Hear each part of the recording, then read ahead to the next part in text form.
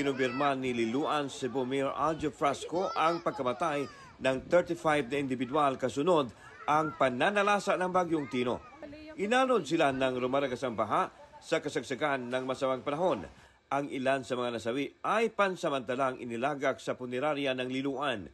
Sa bayan ng Compostela, mayroon ding 15 ang nasawi at ang iba ay iniligay muna sa harapan ng kanilang Rural Health Unit o RHU. Sa video ni Marcelo Uano, makikita ang baha na umabot na sa bubong ng mga bahay. Sa Mandaue City naman, umabot na sa 12 katao ang nasawi dahil sa Bagyong Tino. Ayon kay Governor Pamela Baricuatro, humingi na sila ng tulong mula sa national government para sa search and rescue operations dahil naniniwala siya na mas marami pa ang natangay ng baha sa kasagsagan ng bagyo. Dagdag pa niya na nakatakdang bumisita dito si Pangulong Bongbong Marcos ngayong Biyernes.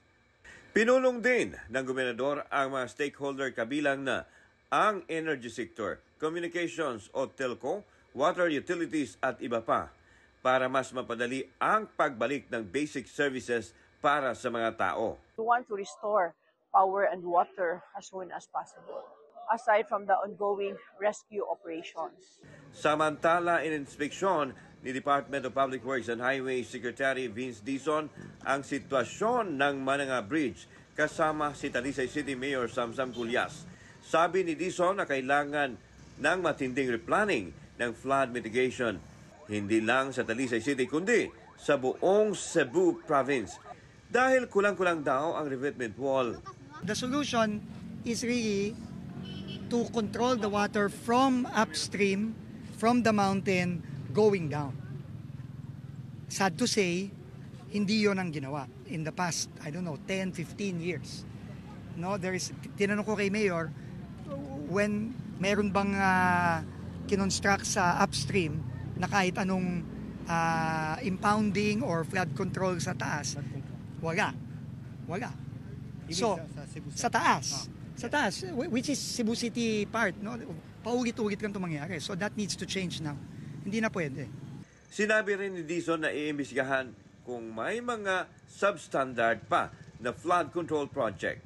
Nasa Independent Commission for Infrastructure o ICI na raw ito. 12 ang kumpirmadong patay sa Canlaon City sa Negros Oriental dahil sa hagupitang Bagyong Tino.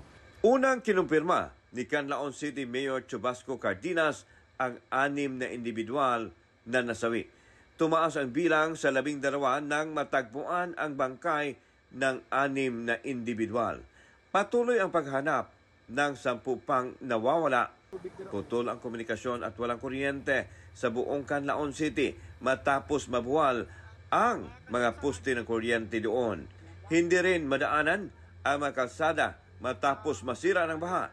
Nasira din ang mga tulay sa Binalbagan, Inayawan, Mountain City.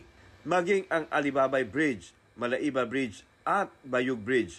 Umaapila ngayon ng tulong ang lokal na pamahalaan ng Canlaon City para sa madali ang restoration ng kanilang electricity at telecommunication facilities.